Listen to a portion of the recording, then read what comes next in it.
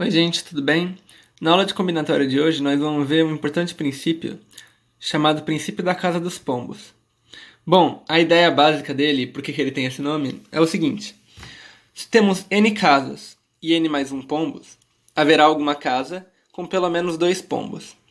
Bom, claro que a gente está assumindo que cada pombo tem que estar em alguma casa, né? Então, bom, por exemplo, se a gente tem três casas, né? E a gente tem quatro pombos, vou indicar eles pela letra P. Você concorda que alguma das casas vai ter que ter pelo menos dois pombos, né? Porque, por exemplo, você bota um pombo aqui, daí depois um. Não, eu vou botar um pombo aqui, eu vou botar um pombo aqui, ainda tá faltando um pombo. Então alguma das casas vai ter pelo menos dois pombos, né? Então essa é a ideia do princípio da casa dos pombos, é super simples. É claro que esse princípio, ele também vale para outras coisas que não sejam casas e pombos, né? Então, por exemplo, vamos pensar num outro problema aqui. Digamos que nós temos 367, tá bom? Pessoas, tá bom? Como é que a gente mostra que necessariamente duas delas vão fazer aniversário no mesmo dia? Bom, daí a gente vê. A gente tem 366 dias, né? Eu já estou considerando 29 de fevereiro. Agora, cada pessoa nasceu em algum dia. Só que a gente tem mais pessoas do que dias. Então, a gente vai ver que duas pessoas necessariamente devem ter nascido no mesmo dia, certo? Então, essa é uma aplicação clássica do princípio da casa dos pombos, né?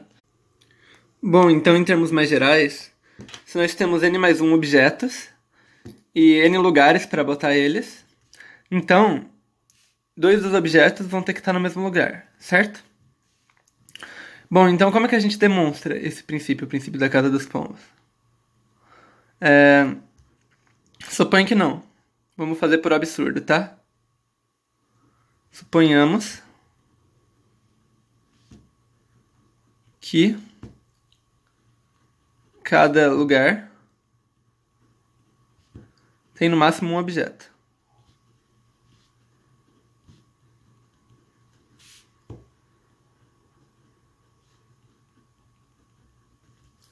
Bom, só que se cada lugar tem no máximo um objeto, então temos no máximo, já que a gente tem n lugares, 1 vezes n, que é igual a n objetos.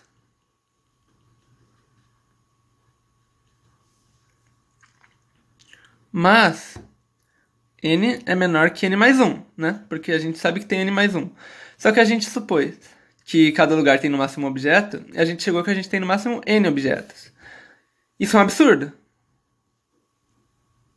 Logo a gente conclui. Logo, algum lugar deve conter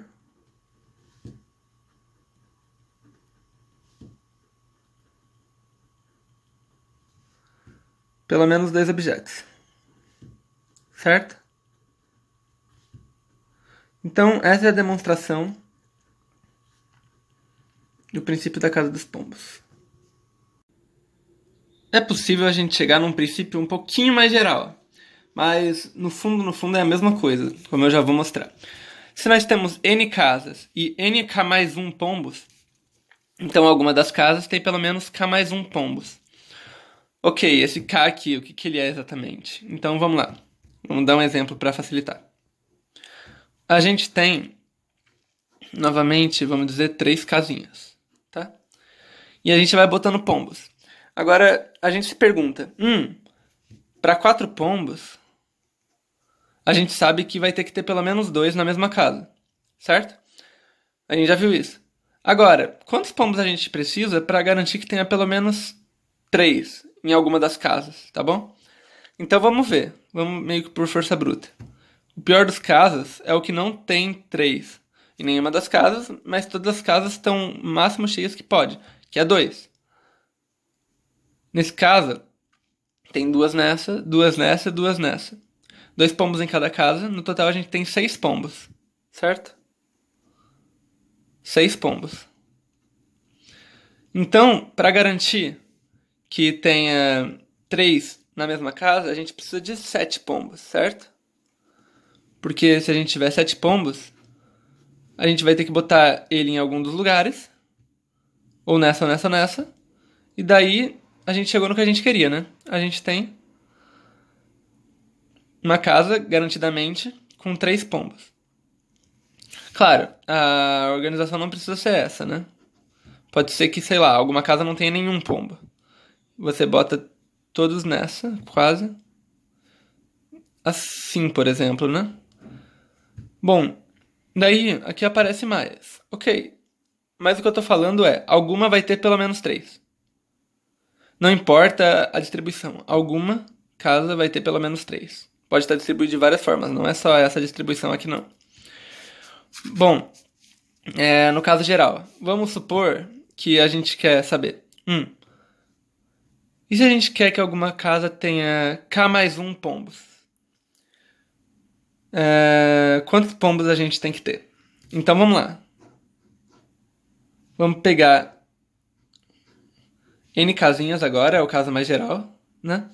Vamos encontrar o porquê do princípio da casa dos pombos ser assim. A ideia por trás. Qual é o pior dos casos, intuitivamente? A gente vai ter P pombos, quer dizer, a gente vai ter K pombos em cada uma das N casas, né? Então a gente tem N casinhas e K pombos em cada uma. O que significa que a gente tem N vezes K pombos e a gente não tem nenhum problema com isso, né? Porque aqui tem K, aqui tem K, aqui tem K e nenhuma tem K mais 1. Então o que a gente faz? Se a gente botar mais um único pombo, ele vai ter que ir em algum lugar. Todos os lugares já estão cheios com K.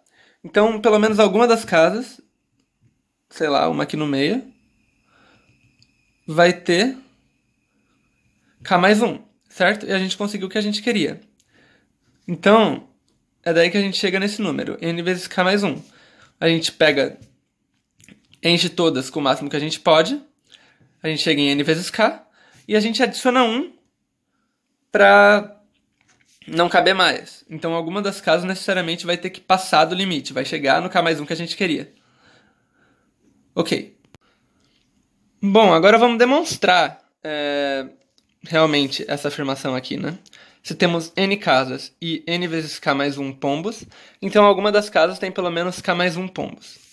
Vamos fazer novamente por absurdo. É a mesma demonstração.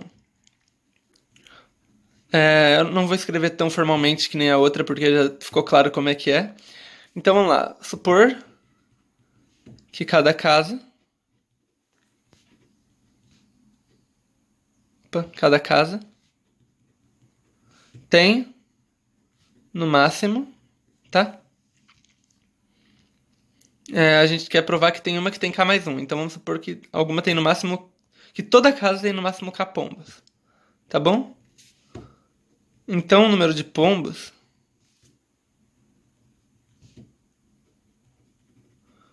é menor ou igual... a gente tem N casas. Cada casa tem no máximo K pombos. Então o número de pombos é menor ou igual a NK. Só que NK é menor que NK mais 1, que é o número realmente de pombos que a gente tem. Isso é um absurdo. O absurdo está no fato de a gente supor que cada casa tem no máximo K pombos. Então, vou deixar claro que isso daqui é um absurdo. Então, alguma casa tem pelo menos K mais 1 pombos. A gente chegou no que a gente queria, né? É justamente isso que o princípio nos diz. Bom, para começar as aplicações do princípio da casa dos pombos e coisas semelhantes, vamos para esse problema. Uma caixa contém 10 bolas verdes, 10 bolas amarelas, 10 bolas azuis e 10 bolas vermelhas. Joãozinho quer retirar uma certa quantidade de bolas dessa caixa, sem olhar, para ter a certeza de que entre elas haja um grupo de 7 bolas com 3 cores diferentes, sendo 3 bolas de uma cor, 2 bolas de uma segunda cor e 2 bolas de uma terceira cor. Qual é o número mínimo de bolas que o Joãozinho deve retirar da caixa? Bom, então a primeira ideia aqui vamos primeiro tentar chutar o número mínimo, tá? Em vez de chamar pelas cores, eu vou chamar as cores simplesmente de A, B, C, D, tá? Então, digamos que dentro dessa caixa a gente tem 10 bolas do tipo A, 10B, 10C e 10D, né? Bom, o que você quer? Você quer que quando você tire, tenha um grupo de 7 bolas que sejam 3 de uma cor C1, 2 de uma cor C2 e 2 de uma cor C3, tá bom? É isso, tá certo? É isso que a gente, a princípio, quer evitar. Então vamos pensar do jeito contrário. Qual é o maior número de bolas que você pode pegar de forma que você nem sempre tenha isso? Tá certo? Vamos tentar achar o pior caso. Bom, se você ficar observando, não vale a pena tentar evitar, tipo, pegar um pouco de cada cor de bola. Porque se você pegar, por exemplo, duas de uma, duas de outra, três de outra, você já conseguiu uma coisa desse tipo, que é o que você não quer. Então você, tipo, vai tentar priorizar muito algumas cores sobre as outras. Então vamos pensar, por exemplo, que ele pega 10 vezes as bolas A. Acabou as bolas A, né? Ele pega 10 vezes as bolas B. Acabaram as bolas B. A gente já tem 20 bolas aqui. E a gente ainda não achou nenhuma coisa desse tipo, certo? Se ele pegar duas bolas C ou duas bolas D, acabou, né? Porque eu posso pegar 3 As, 2 Bs e 2 Cs, por exemplo. Ou 3 As, 2 Bs e 2 Ds. Então a gente pode pegar no máximo uma de cada um dos outros tipos. Uma C, uma D. E ver que isso daqui ainda não aconteceu, né? Porque esses dois tipos de bola só tem uma bola pega. Quer dizer, esses tipos de cor a gente só pegou uma bola. Então a gente não consegue atingir 2 e 2. Porque a gente só tem dois e no máximo duas cores.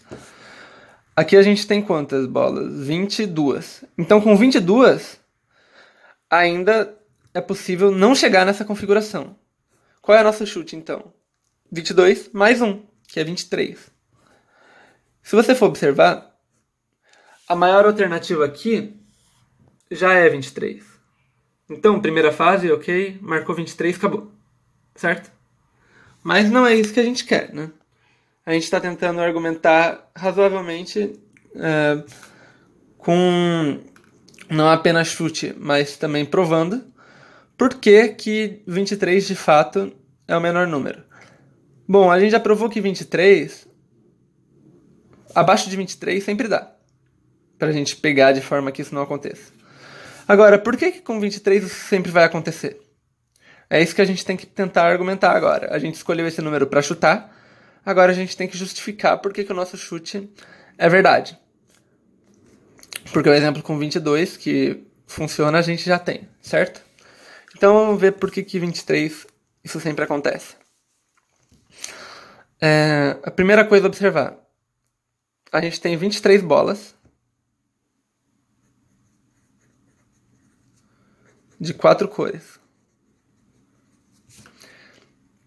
Então eu afirmo que alguma das cores a gente vai aparecer aqui entre as bolas pelo menos 3 vezes. Isso é bem fácil de ver. Vamos nos basear na demonstração do princípio da casa dos pombos. É por absurdo. Suponho que não. Então a gente vai ter no máximo duas bolas da cor A, duas bolas da cor B, duas bolas da cor C e duas bolas da cor D. Isso no máximo. Então, isso mostra que a gente pode ter no máximo 8 bolas nesse caso. O que é um absurdo, né? 23 é muito maior que 8. Então, na verdade, para essa condição, a gente podia ter pego simplesmente 9. Com 9 bolas, a gente já garante que alguma das bolas vai aparecer alguma das cores vai aparecer 3 vezes. Mas ok, então o que a gente conclui? Alguma das cores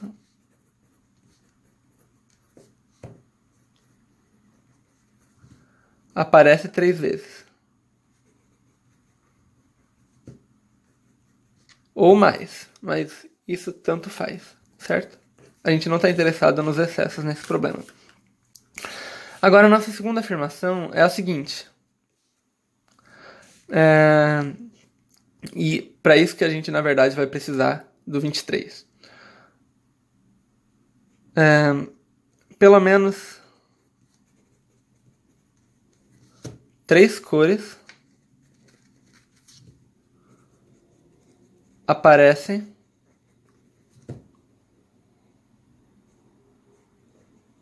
duas vezes ou mais. Ou mais entre parênteses, porque novamente a gente não se preocupa com esse ou mais. Mas 3 cores aparecem pelo menos duas vezes, tá certo? Como é que a gente vê isso? Supõe que não, novamente. Supõe que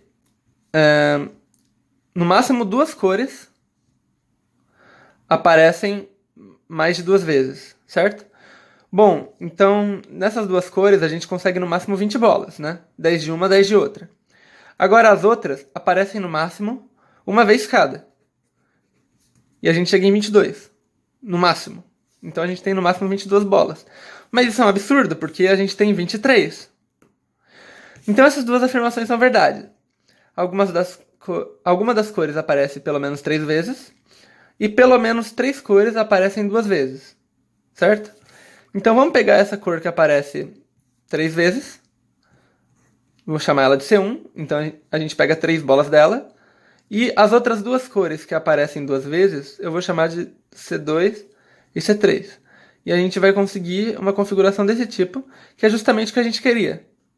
Ou seja, a gente concluiu que nessa configuração o número mínimo é 23.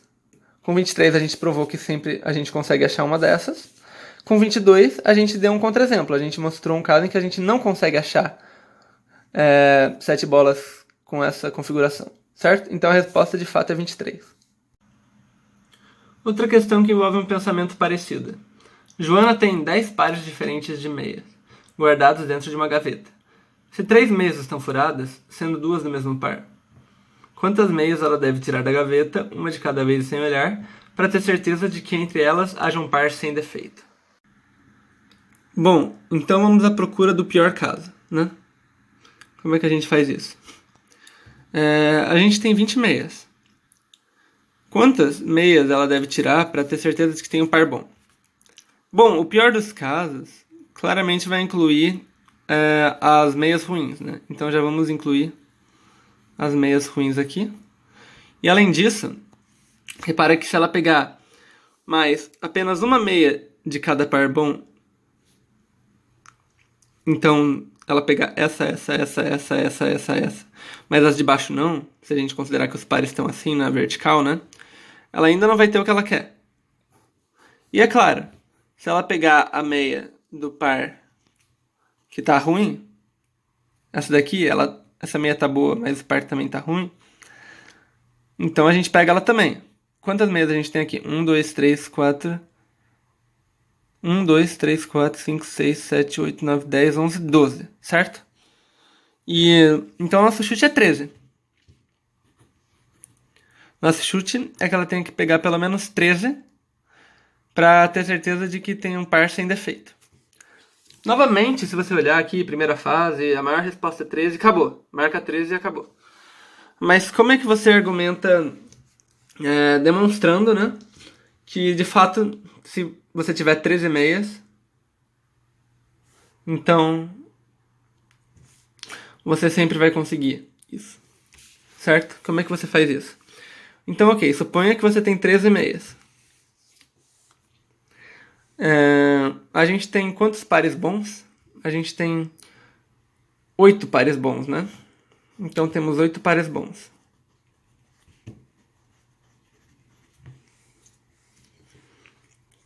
Agora vamos fazer o seguinte.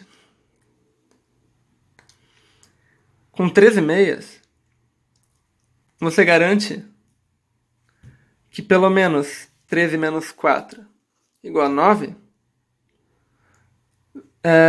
sejam essas que tenham pares bons, né? Então você tira essas 4 que são de pares ruins. Então 9 meias que você tirou são de pares bons. Olha só o princípio da casa dos pombos direitinho. Você tem 8 pares bons. E você tirou 9 meias, né? Aqui são meias, de pares bons.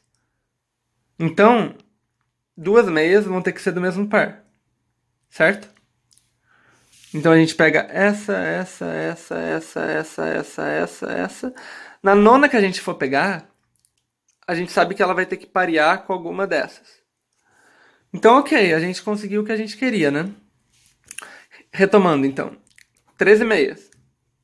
Vamos chamar de pares bons as que fazem parte de um par válido, né? Que nenhuma das duas está furada. Bom, então se você tirar as 4 que pertencem a pares ruins, a gente percebe que a gente vai ter que ter pego no mínimo 9 meias de pares que são bons. 9 meias, 8 pares. 2 meias do mesmo par. E a gente está considerando apenas os pares bons. Então acabou. A gente garante que vai ter 2 meias do mesmo par, que vai ser um par bom. Então 13 é o suficiente. E claramente é o mínimo também, porque como a gente viu, 12 não era o suficiente. Então a resposta de fato é 13. Finalmente vamos resolver essa questão que já é da segunda fase da BMAP, 2009, né? Questão 1. Em uma caixa foram colocados um cartão, no qual está escrito o número 1, 2 cartões, nos quais estão escritos o número 2, 3 cartões com o número 3 e assim por diante, até 10 cartões com o número 10. Quantos cartões foram colocados na caixa? Bom, a letra 1 é só ver que um cartão com o número 1, 2 com o número 2, 3 com o número 3, até 10 com o número 10, então é 1 mais 2 mais 3 até 10. Isso é uma PA. É 10 vezes 11 dividido por 2, que é igual a 55. Então, 55 cartões é a resposta do item A. O item B. Explique como escolher 19 cartões da caixa sem que 3 deles tenham o mesmo número. Bom, então essa questão é só com a ideia de achar um exemplo, né? A gente já fez isso várias vezes em problemas que envolvem o princípio da casa dos pombos. Vamos achar um exemplo em que a gente consegue 19 cartões, mas sem 3 deles ter o mesmo número. Vamos desenhar aqui só para ter uma ideia de como fazer isso, né?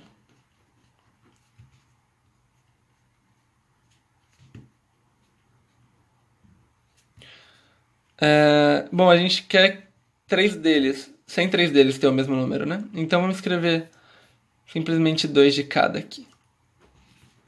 Reparar o seguinte, do 2 até o 10, você consegue pegar 2 de cada tipo, né? E o 1, você pega 1. Então, nessa situação você tem o quê? Um cartão aqui e 2 cartões de cada um desses 9 tipos. Então a gente tem 2 vezes 9 mais 1, que é justamente 19 cartões. E a gente escolheu 19 cartões na caixa, sem pegar 3 do mesmo número, né? Porque é só 1. E do 2 para o 10 a gente pegou 2 de cada. Então, em nenhum momento a gente pega 3 de algum dos tipos. Finalmente, o item C. Qual é o menor número de cartões que pode ser retirado da caixa, ao acaso, para que se tenha certeza que 5 deles têm o mesmo número? Justifique sua resposta. Como tudo, vamos tentar achar o pior caso primeiro. E depois chutar o número que a gente quer. Então vamos lá. 1. A gente só tem 1. Não vai dar problema porque a gente quer que 5 deles tenham o mesmo número. 2. Também. Na verdade, a gente vai primeiro fazer de forma que quaisquer 5 deles... Quer dizer, que não tenha 5 deles com o mesmo número, né? Então a gente vai fazer de forma que tenha no máximo 4 de cada. Essa é a ideia. Pegar o caso contrário. O pior caso possível. Então vamos lá. Analisa essa situação aqui. A gente pega o cartão com o número 1, os 2 com o número 2, os 3 com o número 3, e do 4 para frente, a gente pega 4 cartões, né? Então a gente vai ter quantos cartões aqui? 6 daqui, 1 mais 2 mais 3, e daqui a gente vai ter 1, 2, 3, 4, 5, 6, 7, vezes 4, dá 28. 6 mais 28, a gente vai ter 34, correto? Então, 34 cartões que a gente pega, de forma que não tenha 5 deles com o mesmo número. Por quê? A gente pegou justamente o que é para ser o pior caso. 1 daqui, 2 daqui, 3 daqui, porque esses não fazem diferença. E pra frente, a gente pegou sempre 4 de cada, certo? Vai dar 34. Então, qual é o nosso chute? 35. Agora, na hora de você escrever a solução, tudo que você precisa falar é: uma vez que você concluiu que é 35, você acha um jeito de provar que é 35 e só fala: o menor número de cartões é 35, pois para 34 tem esse exemplo aqui, daí você dá o exemplo, que nem você fez no item B, aqui dos 19 cartões, escrevendo tudo justificadinho, tudo bonitinho. E agora falta só provar que com 35 de fato funciona, né? Então a gente tem 35 cartões. O que a gente quer provar? A gente quer provar que 5 deles têm o mesmo número. 5 deles têm o mesmo número? Como é que a gente faz isso?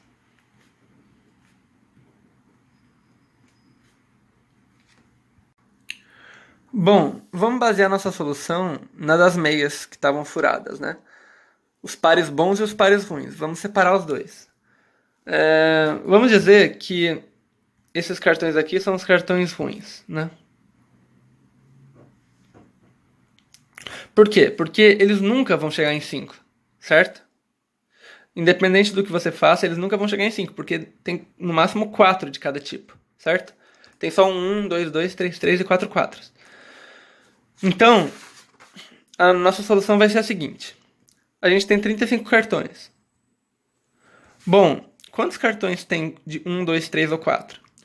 1 mais 2 mais 3 mais 4, que é 10. Então, tem 35 cartões. A gente conclui que vai ter pelo menos 25 com números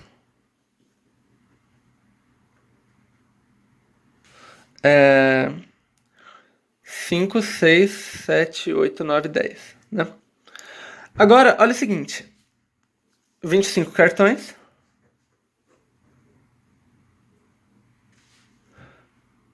Um, dois, três, quatro, cinco, 6 tipos. 25 cartões. 6 tipos. Vamos dividir 25 por 6 para ver o que acontece?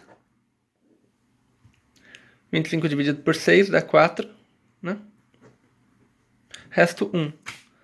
Então 25 é igual a 6 vezes 4 mais 1. Olha só, apareceu o segundo tipo do princípio da casa dos pombos.